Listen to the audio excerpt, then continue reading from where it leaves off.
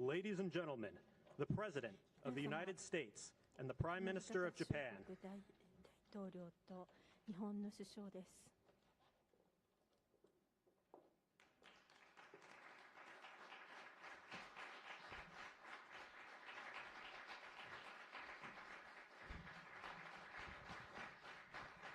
Thank you very much. Thank you very much. It's a great honor to be with the Prime Minister. We had a picture taken a little while ago, and it was so nice, I thought I'd present it to you on stage. And here's the picture. I wish I was as handsome as him, but I'm not. 石破さんほどハンサムだったらよかったんですけれども、私はそれほどハンサムには映ってないかもしれませんが。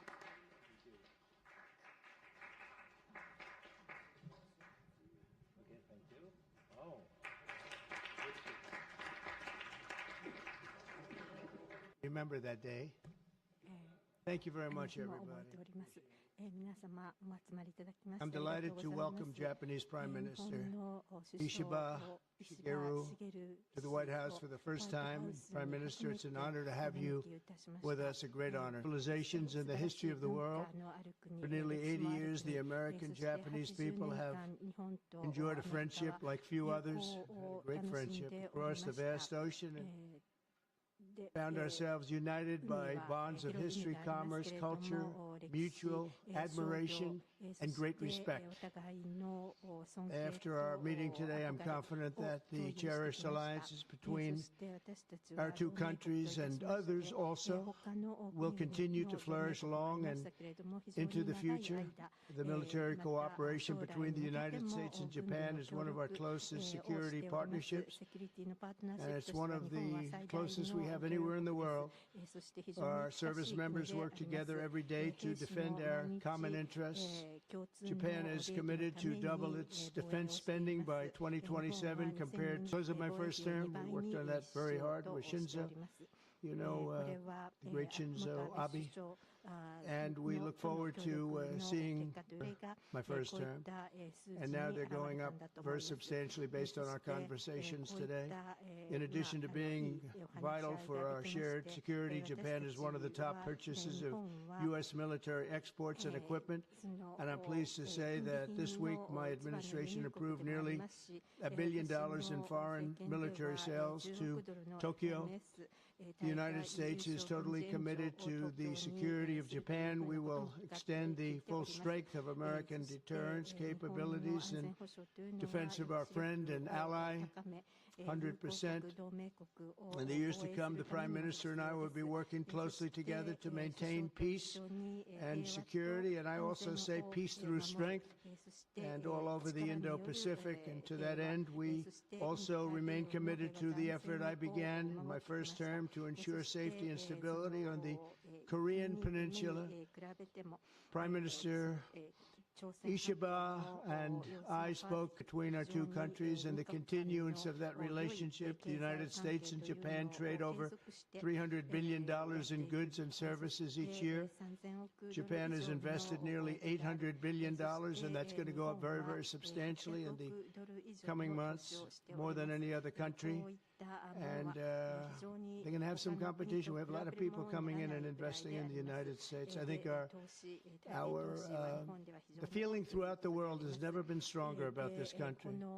As a result of our victory in 2024, the presidential election, the Japanese investment and technology giant SoftBank announced plans to invest between $100 and $200 billion. And we have many other companies investing that number, higher than that number, some a little bit less, but we have trillions of dollars of investment pouring into our country now that you didn't have just a short while ago.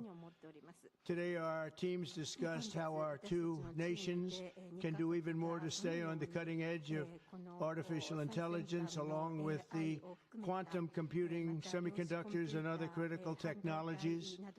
And they're coming out. The problem with technology, that kind, it's obsolete in about 2 days, so we have to start all over again. Doesn't last long. We agreed to cooperate even more closely to combat the Chinese economic aggression, which is quite aggressive. I'm also pleased to announce that Japan will soon begin importing historic new shipments of clean American liquefied natural gas in record numbers. It'll be record numbers. With our Secretary of the Interior, we were talking, I think Doug is here. Hello, Doug. Please stand up, Doug. Doug Burgum, everybody. We're talking about the pipeline in Alaska, which is the closest point of major oil and gas to Japan by far, less than half the distance of any other location. We're talking about a joint venture of some type between Japan and us. Having a relationship, I made clear that the United States will be conducting trade with all countries based on the principle of fairness and reciprocity.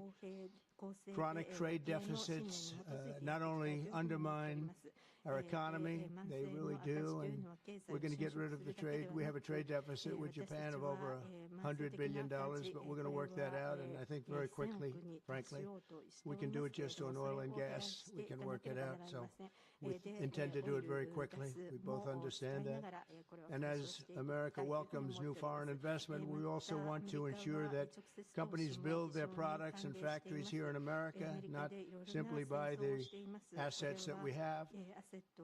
And Japan is going to be opening up auto plants. New auto plants are being built currently as we speak. They've just been started. Toyota's one. Nissan's going to be doing something very exciting about U.S. Steel. They'll be looking at an investment rather than a purchase. Like the idea, U.S. Steel is a very important company to us. It was the greatest company in the world for 15 years, many years ago, 80 years ago. And we didn't want to see that leave. And it wouldn't actually leave, but the concept, psychologically not good. So they've agreed to invest heavily in U.S. Steel as opposed to own it.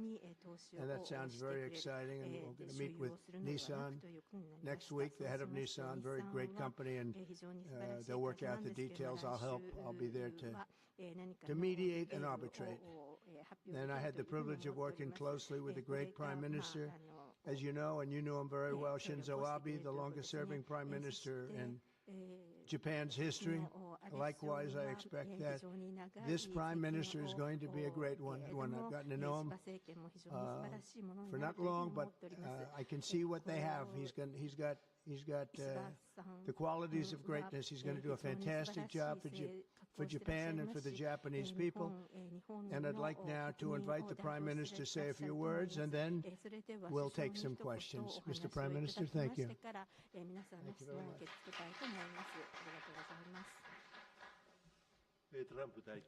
Mr. President Trump, I will to the White House today, immediately following your inauguration. I have come to Washington, D.C.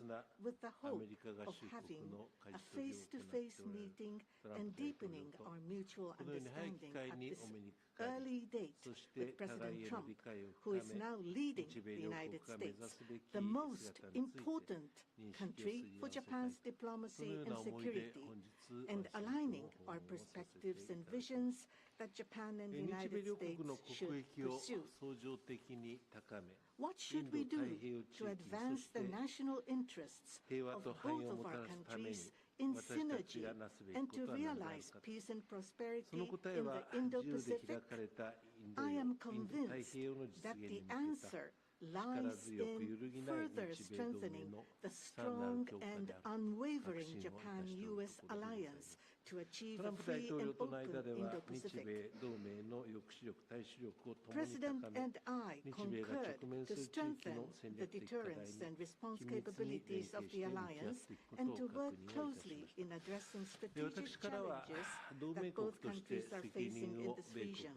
I conveyed to the President that Japan, as an ally of the United States, is ready to share responsibilities and to play its own role. I also reiterated Japan's unwavering commitment to fundamentally reinforcing its defense capabilities, and we confirmed the unwavering commitment by the United States to the defense of Japan. We reaffirmed that Article 5 of the Japan-U.S. Treaty of Mutual Cooperation and Security applies to the Senkaku Islands, with half of the world's population and approximately 60% of the world's GDP. The Indo-Pacific serves as the engine of growth and vitality for Japan, the United States, and the world. President and I also concurred that the United States and Japan will make further efforts in a wide working hand in hand together to realize a free and open Indo-Pacific. In this context, we also concurred to further advance cooperation of the multi-layered networks of the like-minded countries, including the Quad and trilateral cooperation with the Republic of Korea and the Philippines. We also discussed Japan-United States cooperation to bring about growth and prosperity, economic cooperation, including on economic security, of strengthening alliance cooperation. Japan is the closest economic partner of the United States and has been the world's largest investor in the United States for 5 consecutive years. Also, with the inauguration of President Trump, the momentum for Japanese companies to invest in the United States is growing even stronger. Today, I conveyed my willingness to cooperate together to elevate Japan's investment in the United States to an unprecedented amount of $1 trillion. President Trump and myself also concurred to elevate the Japan-U.S. partnership to an even higher level through improving business environment and increasing bilateral investment and employment, strengthening each other's industries, leading the world in developing advanced technologies such as AI and leading-edge semiconductors, and strongly promoting efforts to harness the energy of the growing market in the Indo-Pacific region. We also confirmed cooperate to strengthen energy security between the two countries, including increasing exports of United States liquefied natural gas to Japan in a mutually beneficial manner. Regarding foreign exchange, as in the first Trump administration, close discussions will continue between Japanese and the U.S. finance ministers, who are experts in this field. We also held candid discussions on challenges the Indo-Pacific region is facing. We confirmed that we are resolved not to allow unilateral attempts to change the status quo by force or coercion, and to oppose such attempts in the East and South China Seas in order to fully defend a free and open Indo-Pacific. We reiterated the importance of peace and stability across the Taiwan Strait. Regarding North Korea, we affirmed the need to address its nuclear and missile program, which poses a serious threat to Japan, the U.S., and beyond, and that Japan and the U.S. will work together toward the complete denuclearization of North Korea. As the abductees and their families continue to age, I conveyed my strong sense of urgency and determination directly to President Trump, and gained his renewed strong support for the immediate resolution of the abductions issue. While this was my first face-to-face meeting with President Trump, we were able to openly and frankly exchange views, and our meeting turned out to be very. As a result of today's meeting, which marked a new departure for the Japan-U.S. relations, we are issuing a Japan-U.S. Joint Leaders Statement. This document will serve as a compass for further cooperation between our two countries. On the basis of these deliverables, I look forward to working together with President Trump, who I respect immensely, to usher in a new golden age of Japan-U.S. relations. I look forward to welcoming you to Japan, and I'm very excited about that prospect. Thank you, Mr. President. Thank you very much. Thank you. Any questions, please? Peter? President Trump, I have two on DOGE. Elon Musk said today, I love Donald Trump as much as a great man and love another man. Oh, I think she'll be okay with it somehow. So, Democratic lawmakers are really upset that DOGE engineers have access to these Treasury statements. エンジニアたちが、その財務省のデータにアクセスできるという Are used to disperse trillions of dollars each year to contain everyday Americans' personal これはアメリカの国民が懸念することだと思うんです his bank accounts. Why does DOGE need all of that? なぜ Well, it 当時 doesn't, but they get it very easily. I mean, we don't have very good security in our country, and they get it very easily. And what we're doing, if you look at what has just taken place with respect to some of the investments that have been made on another agency that people have been talking about for years, but nobody did anything about it, it's absolutely obscene, dangerous, bad, なんですけども非常に very costly. I mean, virtually every investment made is a con job. There's nothing of value to anybody unless there's a kickback scheme going on, which is possible. And we're going to be doing more and more of that. We're going to be looking at Department of Education. We're going to be looking at even our military. We're going to be looking at tremendous amounts of money, Peter, being spent on things that bear no relationship to anything and have no value. We're talking about trillions of dollars. It will be, in the end, trillions of dollars being absolutely wasted and perhaps illegally. I would say certainly in many cases illegally, but perhaps illegally overall. And I'm very proud of the job that this group of young people, generally young people, but very smart people, they're doing. They're doing it at my insistence. It would be a lot easier not to do it, but we have to take some of these things apart to find the corruption. And we found tremendous corruption. このような汚職はなくなるべきだと思います We saw Democratic lawmakers trying to get into the Department of Education earlier today.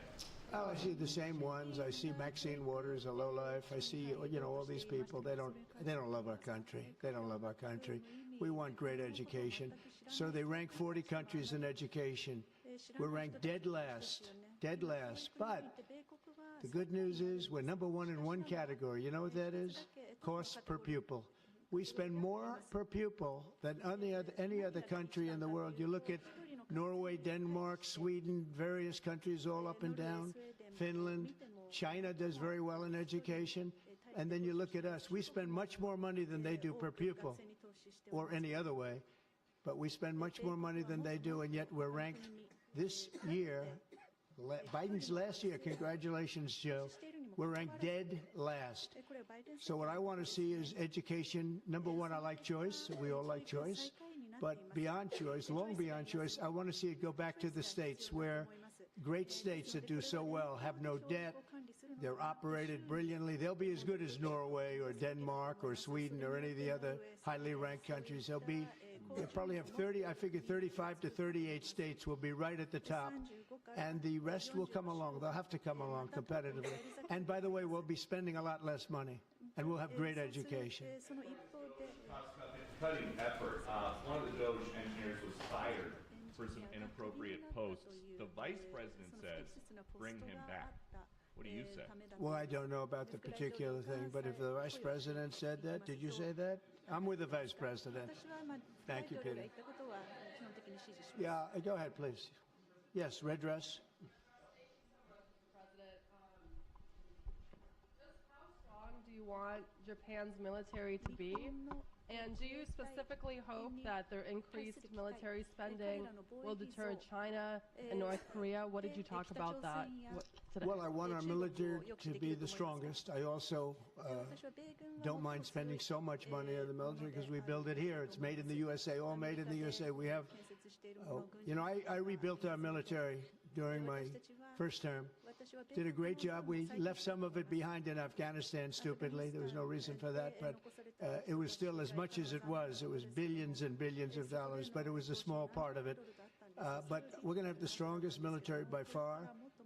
We have great people. I want to congratulate Pete Hegseth for having gone through the gauntlet. He went through a lot, but he got through, and he's going to be a tremendous, I have no doubt he's going to be a tremendous leader. And other of the leaders sitting here, they're in their own fields. We're going to do something very, very, very great, and we expect great things. But I expect the strongest military by far in the world, far stronger than China, far stronger than anybody, and that's the way it is. Thank you very much. Would you like to ask a question, please? Go ahead. Thank you, Mr. President. Thank you. This is Hiramoto from Nippon Television. My question, let me ask two quick questions. Sure. First, this is the first meeting between Mr. President and Prime Minister Ishiba. So what kind of impression do you have on him? And number two, do you have an idea or do you have a plan to impose tariff against Japan so far? Thank you. I think that he is going to be a great prime minister. I think he's a very strong man, very, very strong. I have great respect for him. I've known him for a long time through a reputation. Shinzo Abe thought the world of him, and I think he's going to do a fantastic job as prime minister. A very strong person.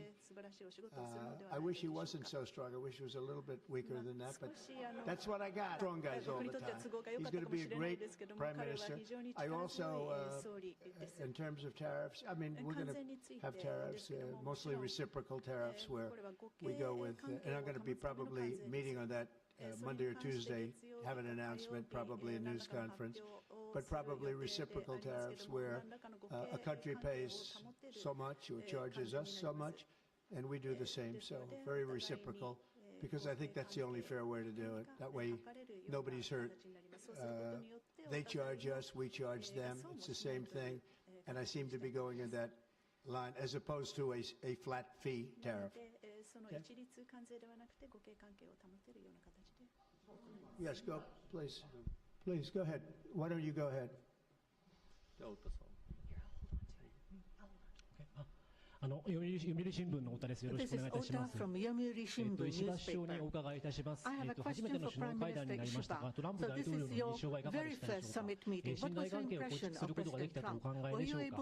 また北東アジアでは対中国、対北朝鮮など様々な課題があります。冒頭でもご発言がありましたが、トランプ大統領の日米同盟強化に向けて何を特に強く訴えてどのような理解を得られましたでしょうか。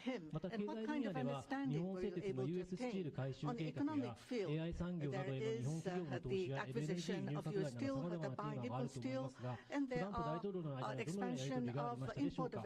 総理から説明された日本による1兆ドルの対米投資について、トランプ大統領の反応はいかがでしたでしょうか。また関税や防衛費増額についてのやり取りも教えてください。What about your communication on tariff front? This is the first time that I met with President Trump in person. So this was the first time meeting face to face. But for many, many years, I have watched him on television. So it was quite to see such a celebrity on television to see in person. On television, he is frightening, and he has a very strong personality. But when I met with him, actually, he was very sincere and very powerful, and with strong will for the United States as for the whole world. I was able to feel that. This is not the sort of polishing or trying to suck up to him. For the world peace and for the regional stability that both of our countries need to play our role and make our endeavors and responsibility. As for the increase of our defense expenditures, it is not that we are told by the United States to do so. Japan, on our own decision, on our own responsibility, we need to increase our defense expenditures. But of course, we need to communicate and consult with the United States. But the responsibility is with Japan, and the decision is with Japan. Now, on the tariffs,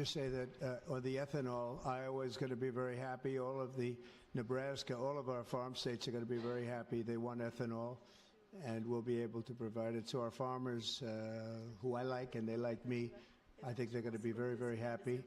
We've opened the sale of LNG immediately. Actually, we did it a few days ago, and China, right now, not only China, everybody wants to buy it. We have more than anybody, and they're all buying it. But Japan in particular, we're very happy that they're going to start immediately.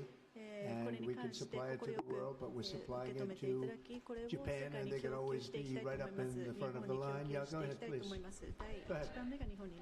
And Mr. Prime Minister, I have a question for you as well, but Mr. President, I'll start with you.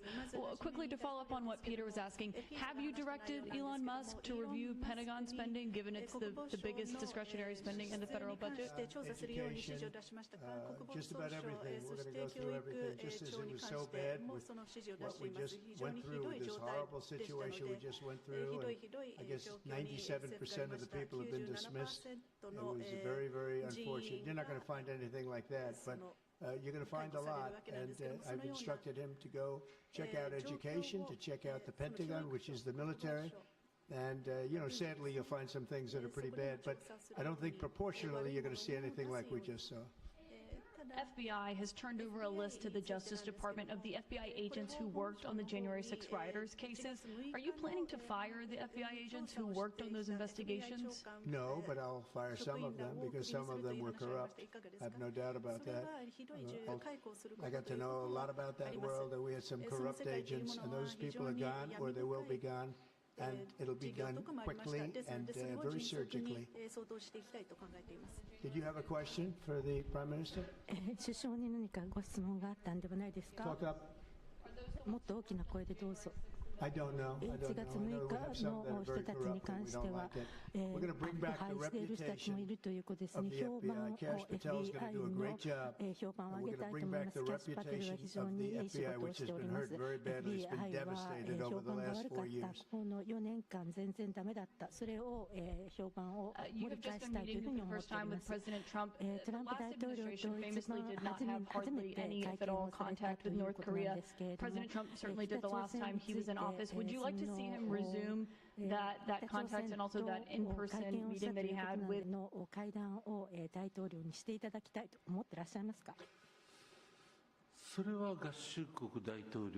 That is something that the United States needs to determine on its own, and it's not something that we should request. Having said that, but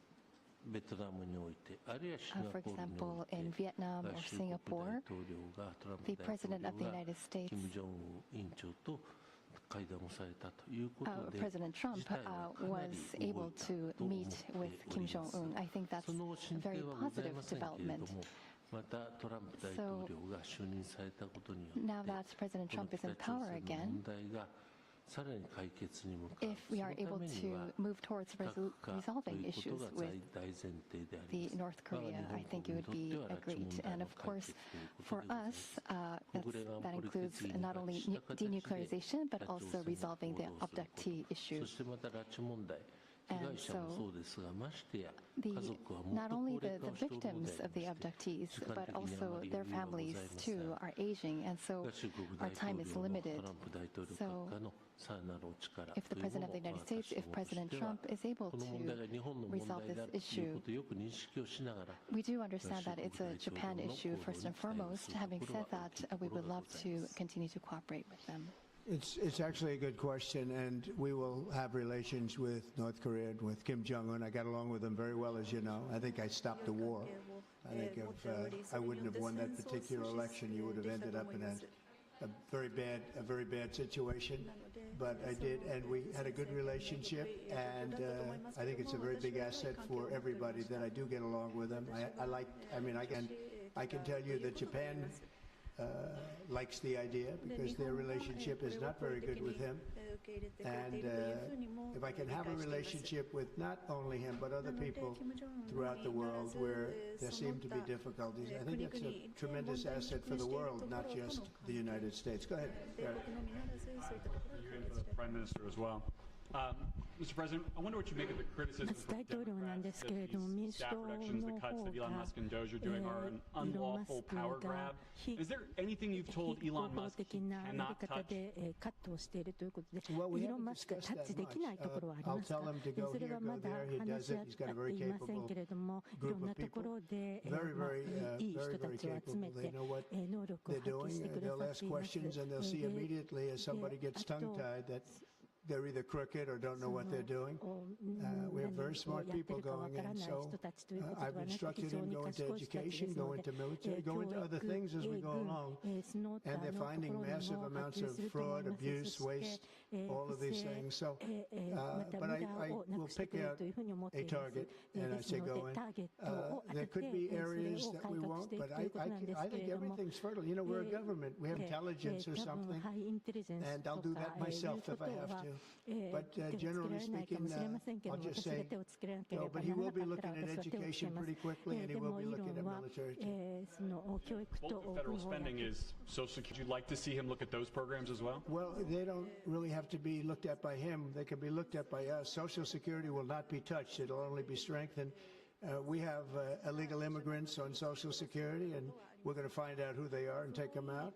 We have illegal immigrants in other Medicare. We found a lot of bad people, a lot of people that shouldn't be on, that were put on through California. A lot of them come out of California. We're not going to stand for that. So we're going to strengthen our Social Security, etc. We're not going to touch it other than to make it stronger. But we have people that shouldn't be on, and those people we have to weed out. Most of them, or many of them so far, have been illegal immigrants. They shouldn't even be in the country. Do you have a question for the Prime Minister? Mr. Prime Minister, the President's affinity for tariffs is well known. If the U.S. places tariffs on Japanese imports, would Japan retaliate?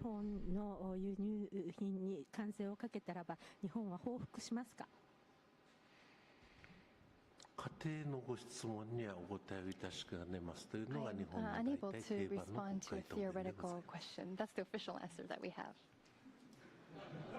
That's a very good answer. Very good answer. Wow. That's very good. He knows what he's doing. Thank you very much, everybody. Thank